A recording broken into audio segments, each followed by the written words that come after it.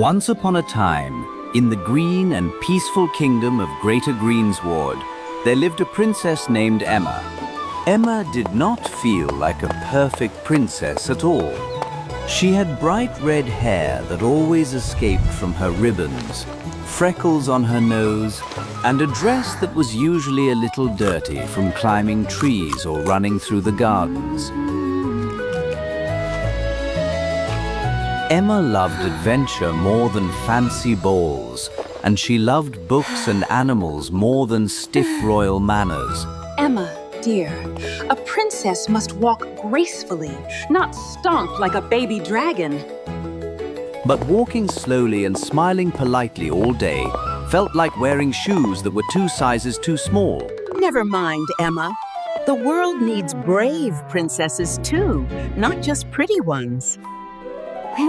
Emma loved her grandmother very much. One bright afternoon, the palace was buzzing with noise. There was going to be a grand royal party. Emma did not want to meet any prince at all. So, when no one was looking, Emma quietly slipped out of the palace. She hurried down a narrow path until she reached her favorite place in the whole kingdom, the deep green swamp. Finally! No music, no dancing, no silly princes. Just me and the frogs. The swamp was calm and cool, with tall reeds, croaking frogs, and dragonflies that shimmered in the sun. She leaned back and listened to the gentle sounds of the swamp. Yes, yes, I hear you, little frogs. Excuse me, princess. Who said that? Down here, your highness. Hello? You can talk? Huh? Yes, indeed. My name is Edric. Prince Edric, actually. I am very pleased to meet you. A talking frog that claims to be a prince. Of course. I must have eaten too much cake earlier. Please, wait! I am truly a prince. A wicked witch cast a spell on me. Only the kiss of a princess can break the curse. That's just a silly fairy tale. And even if it weren't, why would I ever kiss a frog? Because you are kind and brave. And I really don't want to eat flies for the rest of my life. Flies?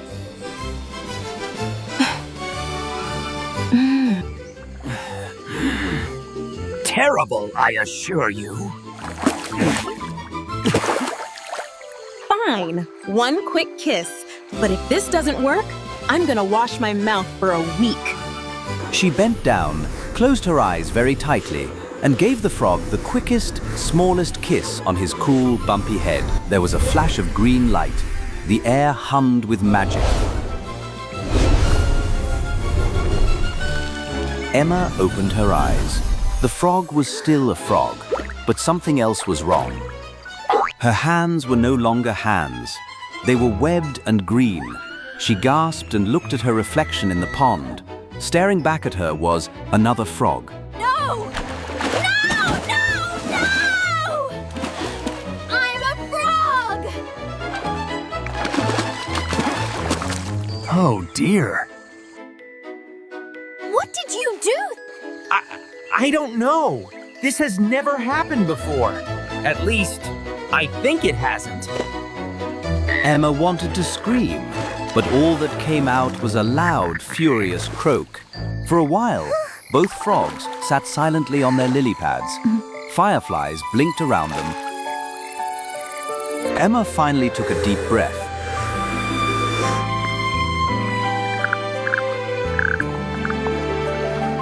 All right. Yelling won't help. We need a plan. She thought of the one person who understood magic better than anyone else. My grandmother, Gracina. She's a powerful sorceress. She must know how to undo this. Excellent! Then let us hop to her at once. She's not exactly easy to find. And we are, very small now. Edric puffed out his chest. Emma couldn't help but smile a little. Maybe. So the two frogs, Emma and Edric, began their strange journey through the swamp. The swamp looked very different from down near the water. Tall grasses were like giant walls. Pebbles seemed like boulders. But Emma was brave, and Edric was surprisingly good at finding safe paths. Along the way, they met many strange creatures. Little froggies, alone in the dark? A snake slid past them, its yellow eyes gleaming. Emma froze, but Ardric stepped forward. We are royal and very important. Eating us would bring terrible bad luck. The snake paused, thought about it, then decided it did not want bad luck and slid away. That was, clever. Emma looked Thank at Edric you. with new respect. I'm good in an emergency. Next, a huge dragonfly swooped down and almost carried Emma away. Edric leaped and pushed her out of the way just in time, Edric? tumbling into the mud. Are you all right?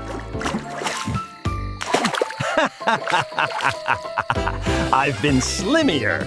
Let's keep going. Slowly, slowly, hop by hop, they made their way through the swamp into the deeper forest, where the trees grew tall and twisted. At last, they arrived at a clearing filled with glowing flowers. Right in the middle stood a small crooked cottage made of roots and ivy. Smoke curled from the chimney in lazy blue rings. Emma's heart lifted. Grandmother's house. The door opened before they could knock. Gracina stood there, wearing a robe covered in leaves and stars. Her glasses sat crooked on her nose. Well, well. I wonder when you two will finally come here. Grandma, it's me, Emma. Emma blinked. Oh, my clever little girl. Of course it's you. Only you would visit me in the form of a frog. A witch cursed Prince Edric. I tried to help him with a kiss, but now we are both frogs. Can you turn us back to our original... Gracina frowned thoughtfully. She waved her wand once, twice. Sparkles danced around Emma and Edric. They felt a warm tingle, but when they looked at themselves, still frogs. The spell is tricky. I can't break it completely. Not yet. Emma's heart sank. So we're stuck like this forever? Of course not. But you will have to do some work yourselves. Gracina began to explain that the witch who had cursed this prince was extremely powerful. Her magic was tied to a dark charm that she kept hidden.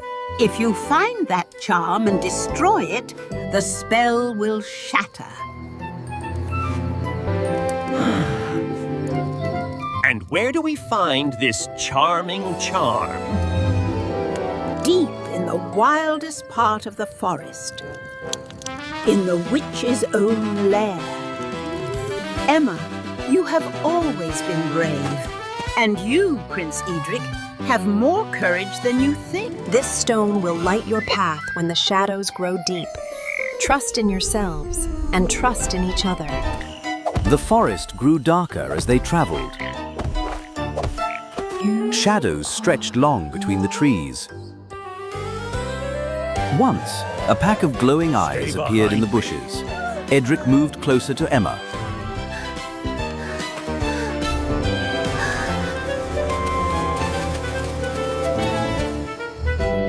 You don't have to protect me. I know. I want to. They pushed on, following a path of twisted roots until, finally, a crooked tower came into view. Vines crawled up its sides. Bats circled the top like a living crown. The witch's lair. They crept inside through a crack in the wall.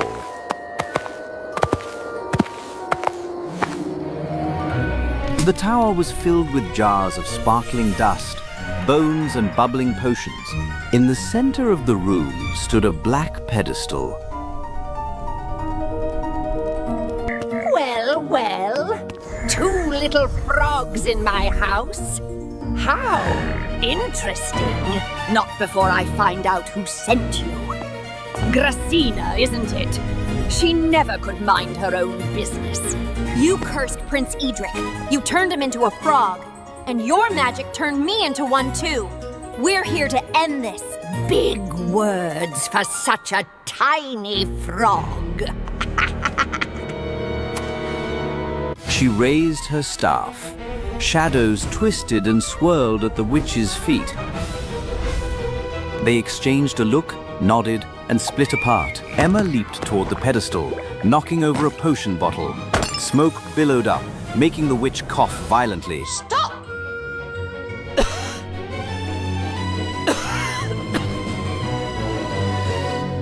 Edric jumped in the opposite direction, croaking loudly to draw her attention. The witch, enraged, swung her staff at Edric. A blast of magic shot past him, missing by an inch. Emma reached the pedestal and rushed toward the charm hanging high on the wall. She grabbed it with both webbed hands and slammed it onto the ground. The charm shattered. The witch screamed as the dark smoke wrapped tightly around her, flashed, and then dissolved into nothingness. Emma shielded her eyes. Emma blinked and looked down. Her frog legs were gone. She looked up and saw a young man. Emma, you're back. And so are you. Without thinking, they ran into each other's arms. For a moment, they simply stood there, laughing and breathing, savoring the incredible feeling of being human again. Thank you, Emma. You saved me. We saved each other. After that, Emma and Edric returned to the palace. The queen could hardly believe her eyes when her daughter walked in, muddy but happy, with a real prince at her side. She wore a dress she chose herself. May I have the honor of this dance, Emma? I would be delighted, Edric. And so, in the kingdom of Greater Greensward, the princess who once hated being a princess and the prince who once lived as a frog found their own kind of happy ending. For they had learned that true magic does not only live in spells and charms. It lives in courage, in friendship, and in loving someone exactly as they are.